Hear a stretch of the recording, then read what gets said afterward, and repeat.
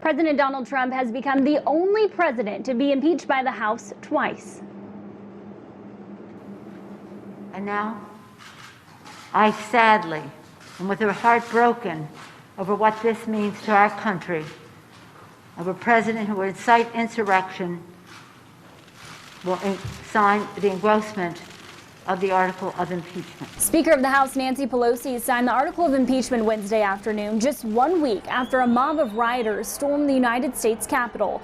Wednesday's vote passed in the House 232 to 197, with Democratic Congressman Cori Bush speaking on the floor. The 117th Congress must understand that we have a mandate to legislate in defense of Black lives. The first step in that process is to root out white supremacy, starting with impeaching the white supremacist in chief. Here's how each St. Louis area House representative voted. All of them from Missouri and Southern Illinois went along party lines. Republican Representative Ann Wagner says the nation shouldn't retreat further into partisan corners. Meanwhile, Blaine Luetkemeyer says, quote, the actions of the House in the days since have only sought to deepen the wound. Let's put people before politics.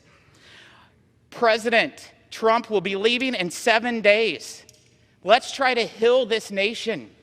Let's listen to the American people. With just a week left in office, Senate Majority Leader Mitch McConnell has not planned to bring the Senate back to convict the president, which means the president will likely hold the seat for his final days in office. This means the impeachment trial would happen after Trump's term is over. So the question stands, can a former president go through an impeachment trial? It's something no one seems to have an answer to yet. President Trump issued a video statement after his second impeachment charge, but made no mention of it. We must focus on advancing the interests of the whole nation, delivering the miracle vaccines, defeating the pandemic, rebuilding the economy, protecting our national security, and upholding the rule of law. But some lawmakers, like Senator Tammy Duckworth from Illinois, is already pushing for a trial before the president leaves office. She said in a statement Wednesday, quote, the Senate must act immediately to start the trial to convict and remove this dangerous man from office.